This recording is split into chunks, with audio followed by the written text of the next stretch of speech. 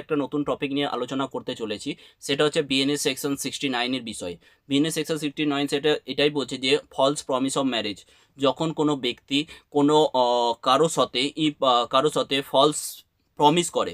False promise মানে কোনো বিয়ের কথা বলে বা তাকে বিয়ে করার নামে বলে তার সাথে সেক্সুয়াল রিলেশনশিপ করে। তো সেক্ষেত্রে পানিশমেন্ট হচ্ছে 10 বছর জেল হতে পারে অ্যান্ড হচ্ছে ফাইন।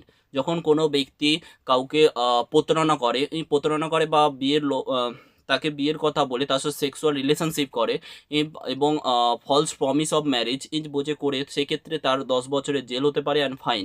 অ্যান্ড আরেকটা হচ্ছে কাউকে প্রমোশনের লোভ দেখিয়ে তার সাথে সেক্সুয়াল রিলেশনস তারপর সেটা না করে দেয়, তখনও ক্ষেত্রে এই সেকশনটা ইউজ হবে।